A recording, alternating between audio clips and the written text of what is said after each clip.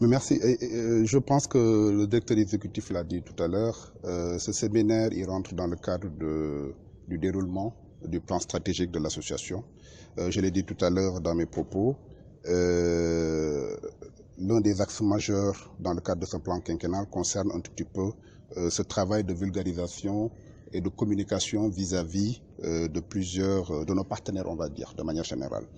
L'assurance souffre en général d'un gros déficit de communication. Nous évoluons dans un secteur qui est très ésotérique, qui est très technique et malheureusement qui n'est pas très bien connu.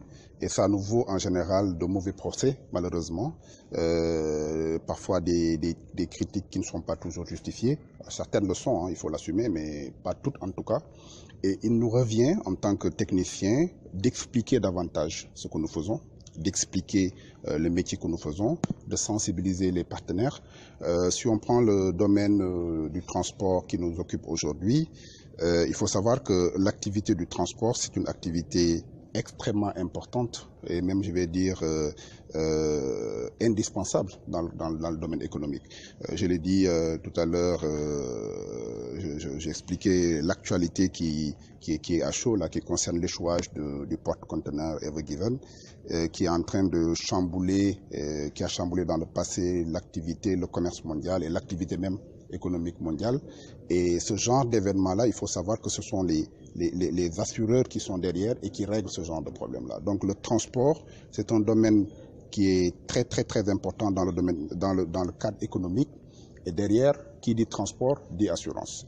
Voilà, c'est pas très bien connu. Nous avons des partenaires, les transitaires, les commissionnaires, etc.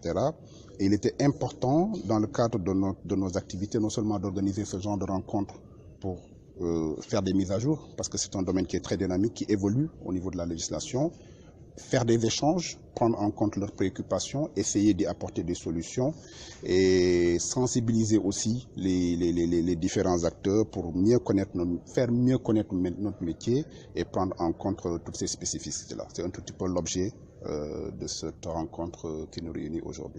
li ñu boole tey Matar wax na ko sànq séminaire bi dafa am solo trop parce que mbirum assurance transport la. Assurance transport nag dafa am solo bi dafa lu tax mu am boobu dayoo parce que transport mooy yor économie mondiale. C'est-à-dire que lépp lu ñuy lekk lépp lu ñuy consommer transport la mën na nekk ci bateau mën na nekk ci auto mën na nekk transport ci biir Sénégal mën na nekk transport transfrontalier génn dem ci yeneen dëkk yi. Sénégal nag transport dafa am solo parce que dañu am ay réew yu ñu wër yi nga xamante ne amuñu port et portu Dakar bi souvent pour ñu utiliser ce qui fait que transport dafa am solo. Transport boobu nag li muy am solo yëpp il faut savoir que assurance moo koy couvrir derrière. Maanaam boo jëndee sa bien nga def ko ci camion bi këpp war a avion nga def ko ci bateau bi coulé assurance en général moo lay ñëw pour fay ko.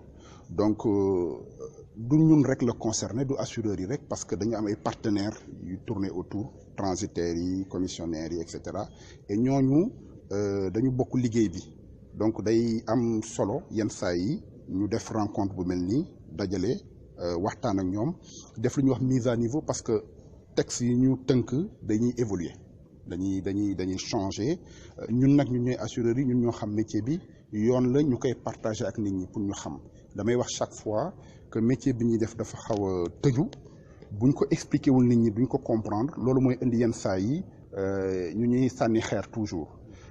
Et sànni xeer boobu ñun ñoo war a nag expliquer nit ñi rassurer leen xam ni que ni assurance la métier bu nga xamante ne c'est vrai que c'est technique mais métier la bi nga xamante ne c'est très normé état bi du bàyyi nit ñi du def n'importe quoi comme je dis dañuy contrôler dañuy surveiller mais ñun ñoo war a communiquer dem ci nit ñi xamal leen li ñuy def ba pare nag nangu aussi ñu ñuy critiquer et puis ñuy apporter de l'autre côté des solutions pour corriger ça. Mais merci, je pense